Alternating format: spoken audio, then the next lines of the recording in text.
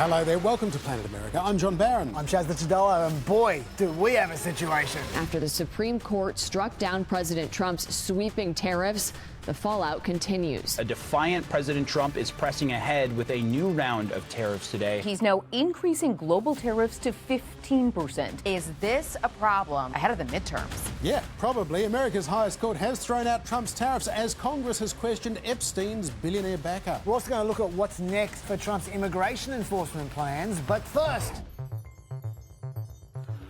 Intended or not, the symbolism was inescapable as the King's younger brother Andrew Mountbatten-Windsor was being questioned by police following his arrest over his alleged sharing of trade secrets with Jeffrey Epstein.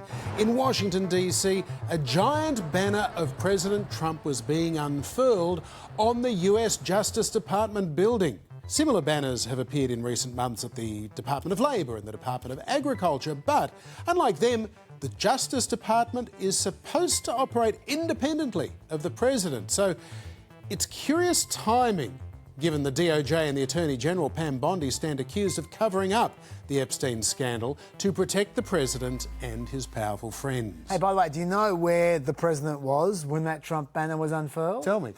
He was at the Donald J. Trump United States Institute of Peace. But don't worry, Trump's got nothing to do with all of this indulgent branding. This building was built for peace, and nobody knew what to name it. And then Marco named it after me. I had nothing to do with it. I swear I didn't. Oh, shucks, you guys. Marco made me do it. Jeffrey Epstein's major client and source of hundreds of millions of dollars of income, the retail magnate Les Wexner, appeared before a congressional committee this week. Will you raise your right hands for me, please? Do you solemnly declare and affirm under penalty of perjury that the testimony you're about to give will be the truth, the whole truth, and nothing but the truth? Absolutely. The 88-year-old was deposed by members of the House Oversight Committee for almost 5 hours. Epstein served as Wexner's financial advisor from the 1990s into the early 2000s. One of Epstein's victims, Virginia Giuffre, claimed to have been trafficked to Wexner for sex, a claim he has denied. Wexner has also denied having a personal relationship with Epstein or any knowledge of Epstein's crimes against women and girls. Did you ever witness Mr. Epstein have sexual contact of any kind with young women or girls? Absolutely not. Did you ever witness Mr. Epstein sexually abuse young women or girls? Absolutely not. Did you ever witness Mr. Epstein receive massages from young women or girls? Absolutely not. Did Mr. Epstein ever discuss sexual acts of any kind with you? No. Did he ever discuss receiving massages? Yes. What were the nature of those conversations? He told me massage therapy was great and I should get massages. Maybe he was just nervous, but that repeated chuckle was rather unfortunate. Still, in Wexner's version of events, he's also an Epstein victim, claiming he was conned. Other than that, Wexner claimed to have seen, heard and thought no evil of Jeffrey Epstein. During any of your visits to any of these properties, did you ever see any girls or women that looked unusually young? No. Did you ever hear rumors of any girls or women who looked unusually young visiting Epstein's properties or island? No, never did. During any visits to Epstein's property, did you ever see photographs or other images of women or minors? Not that I recall. Did you ever become aware of Epstein transporting women or minors using assets that you owned, whether that's a plane that you owned or a yacht that you owned? Absolutely not, no. Remarkably, no Republican members of the House Oversight Committee attended this deposition conducted at Wexner's mansion in New Albany in Ohio. Talking to reporters during a lunch break, Democrats, including Robert Garcia, were not buying Wexner's attempts to distance himself from Epstein and his crimes. And we should be very clear that there would be no Epstein Island, there would be no Epstein plane, there would be no money to traffic women and girls. Mr. Epstein would not be the wealthy man he was without the support of Les Wexner. So Les Wexner knew nothing, and as the afternoon dragged on, his lawyer clearly felt that he was still saying too much.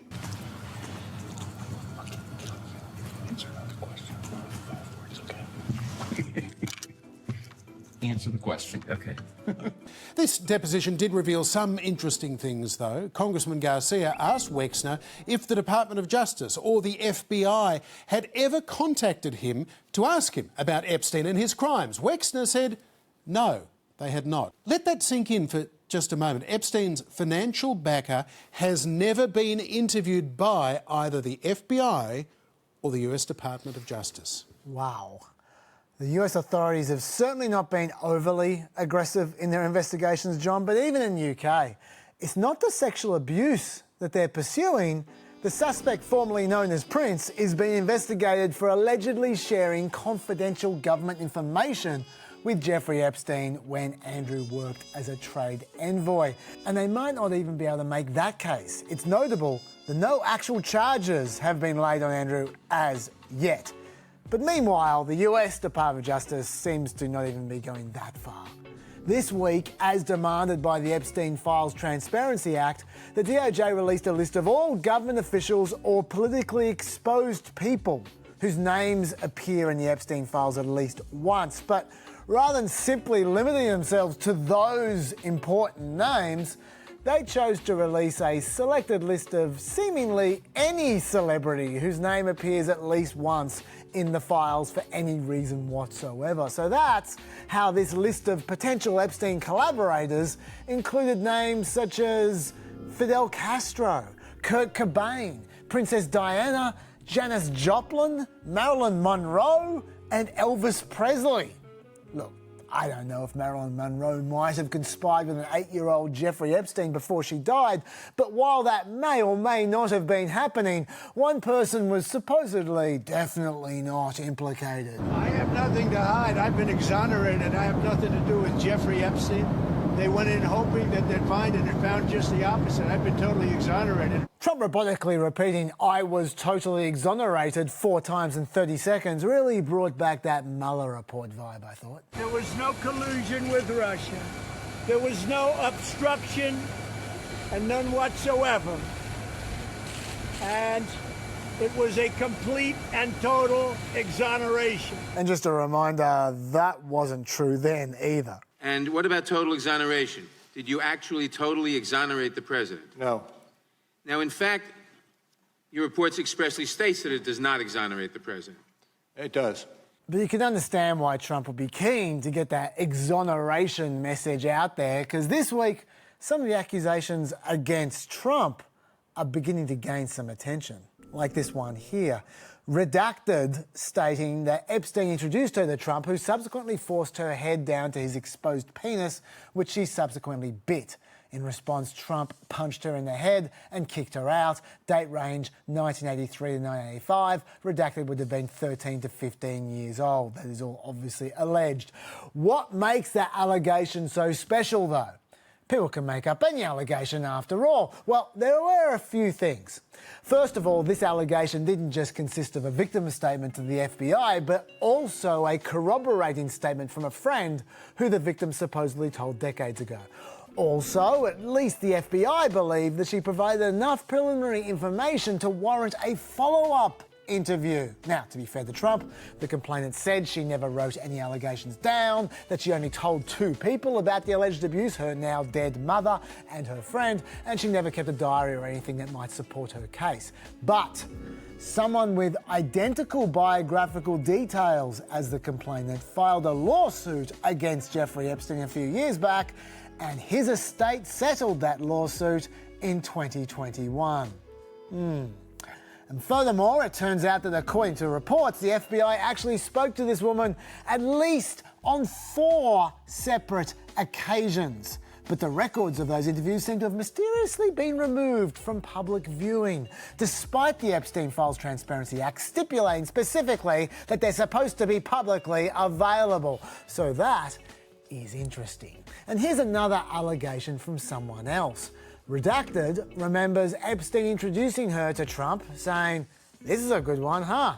And Trump responding, "Yes." Date range roughly 1984. Redacted would have been 14 years old. Now you might ask, is that it? Trump didn't actually do anything to this second girl? Well, according to the allegation, no, she wasn't a victim of Trump. But This allegation does meaningfully undermine one of Trump's central defences, that he had been completely unaware that Epstein preyed upon underage girls until Trump booted Epstein from Mar-a-Lago in the early 2000s. And importantly, this complaint's testimony was used to help convict Ghislaine Maxwell in her trial. So apparently at least a jury found her credible. Oh, and by the way, the sister of another key witness in the Ghislaine Maxwell trial told the FBI to look into Epstein's ties to Trump back in 2006 and in 1996, long before she had any potential political incentives to make stories up. Now, John, I'm not saying any of these allegations are true. What I am saying, though, is that we will be hearing more about both of those allegations, and they at least require further investigation or explanation, one of the two. And when Pam Bondi says, there is no evidence that Donald Trump has committed a crime, everyone knows that. That is now clearly not true. And there's definitely no exoneration at this point in time. Yeah, watch this space. And now? The Supreme Court has just released a major decision involving President Trump's tariff policies and whether the president exceeded his authority with sweeping reciprocal tariffs on other nations. By a margin of 6-3, the court found Trump's sweeping Liberation Day tariffs were illegal. The court held that the 1977 International Emergency Economic Powers Act, IEPA, does not authorise the president to impose tariffs. The US Constitution grants Congress, not the president, the authority to issue taxes and tariffs, while IEPA lets a president regulate commerce in a national emergency. Trump tried to argue two national security emergencies existed around illegal drugs coming into America and the trade imbalances with other countries, and that is what required him to charge tariffs on imports. After this ruling went against him, which was hardly a surprise given that lower courts had also ruled against these tariffs, President Trump signed an order to impose a new global 10% tariff based on other legal authorities, which he then jacked up to 15% within 48 hours. But still, President Trump clearly was not happy with the court's newfound independence. The Supreme Court's ruling on tariffs is deeply disappointing, and I'm ashamed of certain members of the court, absolutely ashamed. The president was particularly critical of the three Conservative justices who sided with the three Liberals to form this majority. Chief Justice John Roberts, who was appointed by George W. Bush, and two Conservatives that Trump appointed himself, Neil Gorsuch and Amy Coney Barrett. They're just being fools and lapdogs for the rhinos and the radical left Democrats, and not that this should have anything at all to do with it. They're very unpatriotic and disloyal to our Constitution. It's my opinion that the court has been swayed by foreign interests and a political movement that is far smaller than people would ever think. Now, reporters wanted to follow up on that opinion, a quite shocking claim that the US Supreme Court has been swayed by foreign influence. What did you mean a moment ago when you said that the Supreme Court has been swayed by foreign interests? Well, I think that foreign interests are represented by people that I believe have undue influence. They have a lot of influence over the Supreme Court, whether it's through fear or respect or friendships, I don't know. But I know some of the people that were involved on the other side, and I don't like them. I think they're real slime balls. I don't like them didn't satisfy the reporters either. Mr. President, you mentioned multiple times foreign influence over the Supreme Court. Do you have evidence of that? And if not, will you investigate that? You're going to find out. Maybe we will. In his dissent, Justice Brett Kavanaugh noted that the government may now be required to refund billions of dollars to importers who paid the IEPA tariffs, even though some importers may have already passed the costs on to consumers or others, a process that Kavanaugh says is likely to be a mess. Well, Illinois Governor and potential 2028 Democratic presidential candidate J.B. Pritzker quickly sent President Trump an invoice for $1,700, demanding a tariff refund on behalf of over 5 million households in the state, totalling over $8.5 billion. President Trump's message, though, to American businesses who might be wanting their money back: see you in court. Are you saying that you don't plan to honour refunds for companies that file for them? I just told you the answer, right? I told you the answer. It's not discussed. We'll end up being in court for the next 5 years. As you say, John, Trump has relied on a different authority to impose that new 15% tariff.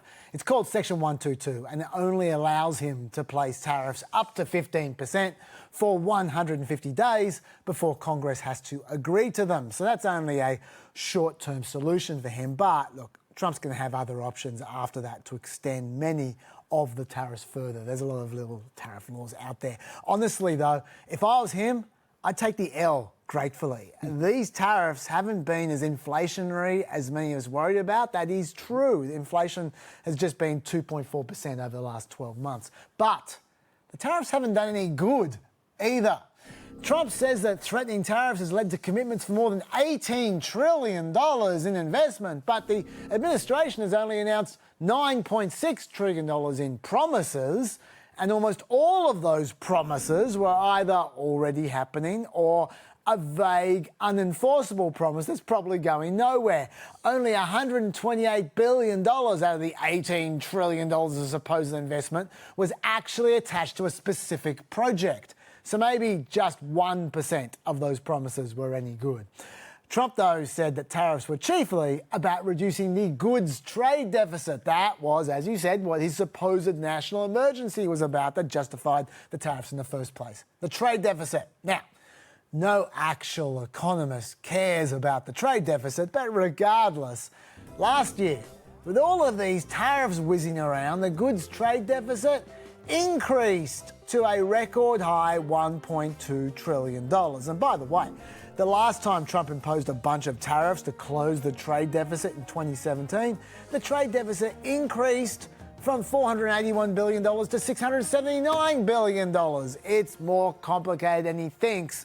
Tariffs simply don't do what he thinks they do, John, and they're also super unpopular, but he just can't let them go. No, indeed not. And he's doing a lot of super unpopular things right now. President Trump is paying a steep political price following the immigration operation in the state of Minnesota that left 2 American-born citizens dead. A new poll from Reuters last week found that just 38% of US adults approve of Trump's immigration enforcement agenda. That's down from 50% in March of last year.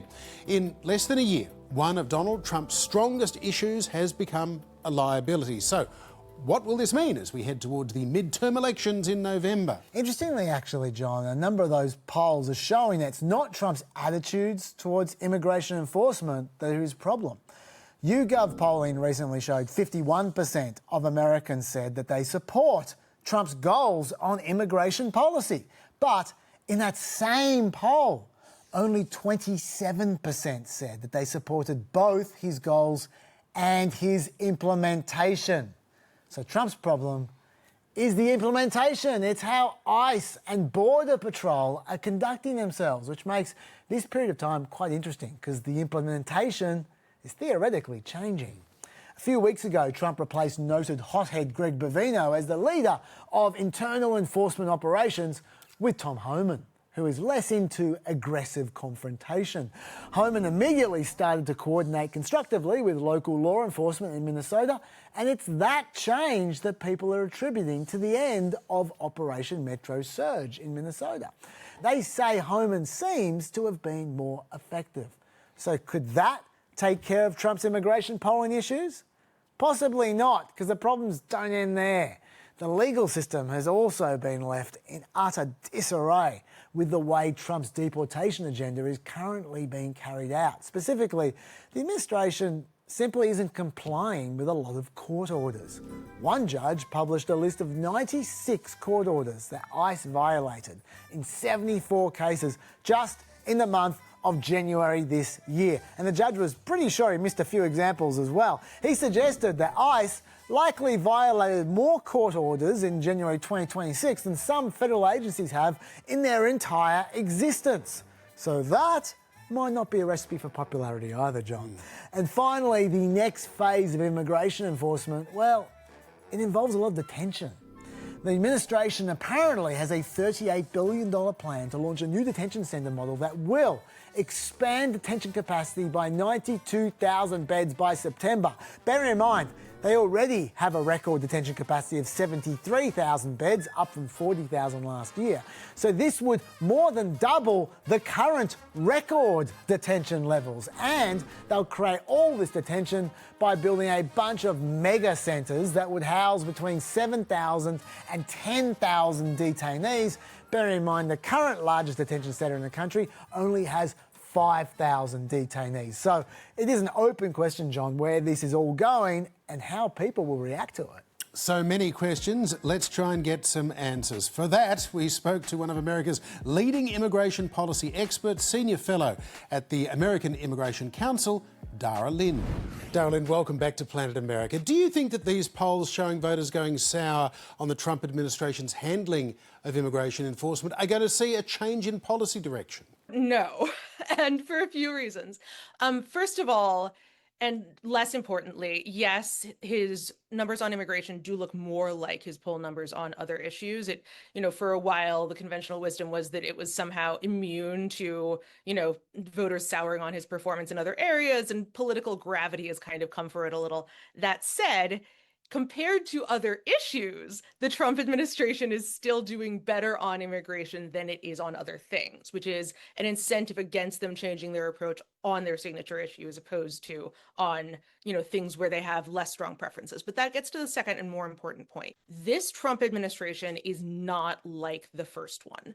The first Trump administration was staffed with a mix of ideologue true believers and people who had been roped along the way, who were more conventional Republicans, who were more conventional national security hawks, who understood how government worked. And those people were a little bit more sensitive to fluctuations in public opinion and a little bit more sensitive to bad optics. This time around, it does appear that the administration is staffed kind of top to bottom with people who firmly believe that America is under existential threat from mass migration and are absolutely committed to doing everything they can to fight back. Now, there appears to be a lot of lawlessness in the immigration system at the moment. Literally hundreds of court orders not being complied with. The DHS has even lied to the court directly. And the DHS seems to be constantly breaking what we thought was the law. How are they getting away with this, Dara, and how does that resolve itself? Yeah, things are bad, my dudes. The problem is the executive branch has to be policing itself to a certain extent, right? Like, you can't federally prosecute somebody for engaging in official misconduct as a federal officer without the consent of somebody at the Department of Justice. And we've seen a lot of conflict within that department as a lot of attorneys have resigned because they were told you can't go after the officer who shot Renee Good and killed her. You have to go after Renee Good's widow instead. There's been a lot of turnover at that department, which historically was much more respectful of the law and much more buttoned down than DHS was. So I would say that really what we're seeing is a stripe of kind of cowboy or like Jack Bauer in 24, like the law doesn't constrain me because I'm super cool and I'm going after the bad guys attitude that has always existed to a certain extent in DHS, now metastasizing to the rest of the federal government.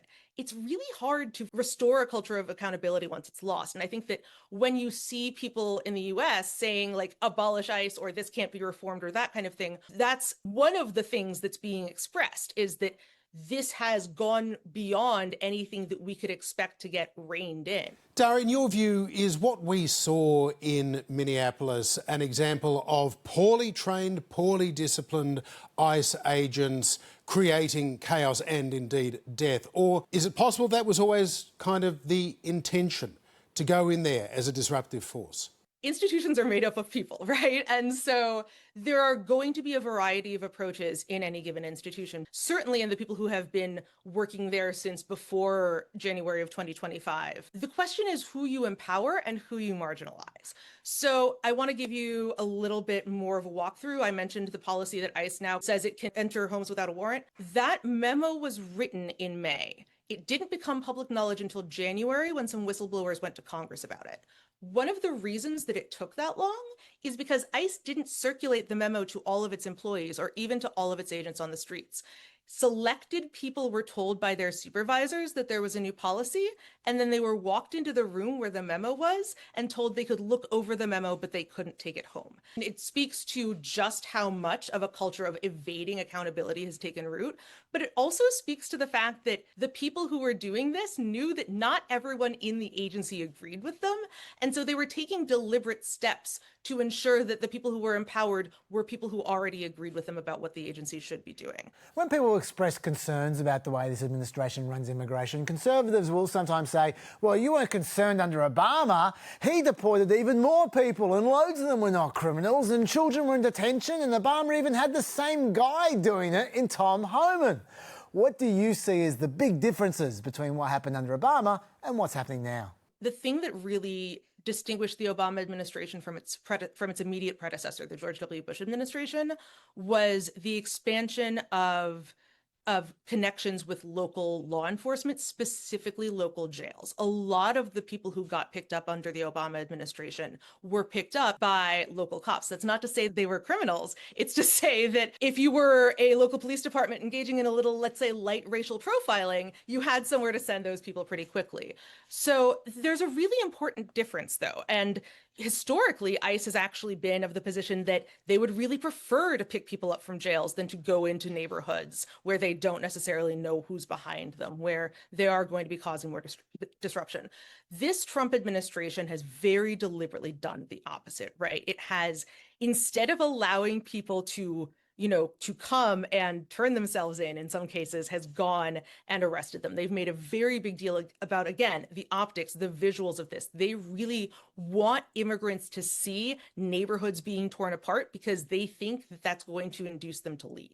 So, and that produces an enormous, what we call chilling effect, right? The number of stories I've seen about sudden decreases in school attendance when there are ICE agents visible on the street, that's huge. The amount of economic activity that's lost when business owners like LA the streets were devoid of food carts for a few weeks in the summer because everyone was so afraid. That is something that you didn't see under Obama, not because it was Obama rather than Trump, but because it wasn't being done in a way that was supposed to send that kind of message of fear. This week, Trump held his first official meeting as chairman of the Trump-created Board of Peace. Does everybody like the music? Yeah, it's a perfect song. That's good music.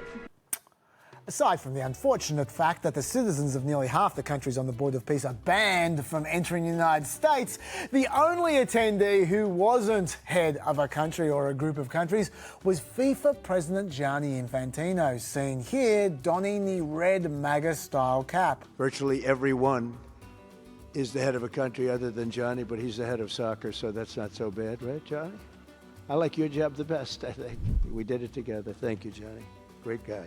Great guy. Now, that display has drawn the attention of the International Olympic Committee, which is now looking into whether Infantino breached the IOC's rules about political impartiality. It's only the latest attempt by the FIFA boss to ingratiate himself with President Trump, and you can recreate the action in FIFA's new exciting video game. Introducing FIFA 27, the video game. No more boring football players. Play as everyone's favorite football administrator, Gianni Infantino, as he collects as many MAGA hats as possible to earn validation points before he runs out of dignity. But watch out for the dreaded IOC investigators. Can you save Princess Trump from the White House ballroom? FIFA 2027. Every purchase comes with a free FIFA Peace Prize. Before we go, last week America lost a political giant, civil rights leader and two-time Democratic presidential candidate, the Reverend Jesse Jackson. Long before there was Bernie Sanders or Barack Obama, in the 1980s, Jesse Jackson was the candidate who championed social change. He appealed to a diverse coalition and captured the hearts of many progressive voters. We must forgive each other, redeem each other, regroup, and move on. Our flag is red, white, and blue, but our nation is rainbow. Red, yellow, brown, black, and white, we're all precious in God's sight. While he never won the White House himself, Jesse Jackson certainly helped to open the doors for others, including Barack Obama. In 2017, Reverend Jackson announced that he'd been diagnosed with Parkinson's disease. In 2020, he joined us here on Planet America to pay tribute following the death of his friend and fellow civil rights campaigner, John Lewis. And it was at the end of that conversation that I asked the Reverend Jackson how he'd like to be remembered when his time came. I never stopped serving. I did my best against the odds. And when I did do my best, God's grace was sufficient. And I thank God for seeing a new world. I mean, I lived to see Mandela come out of jail, become president of South Africa. I lived to see an African-American president of the United States of America. And then see a freedom rider who was beaten nearly to death in Athens, Alabama. Now, hearts of one of America's great heroes. I see change coming. It's the hour, but the morning cometh. I wanted to be said that I did my best against the odds to make America better, to make the world more secure. Make America better, the world more secure. Vale Jesse Jackson. And that is all for another trip to Planet America. President Trump is delivering the annual State of the Union address to Congress on Wednesday from 1 p.m. Australian Eastern Summer Time. Join us from a bit before then on the ABC News channel for our analysis. Planet America special coverage, including the full speech, will be posted on ABC iView, YouTube and online after that. We're also going to be back here next Monday night on ABC TV at the usual time at 9:35 p.m. and on this week's Planet Extra podcast, aka PEP. Dr. Dave has the best tribute to Jesse Jackson you'll hear anywhere. Strongly recommend it. See you there. Bye-bye.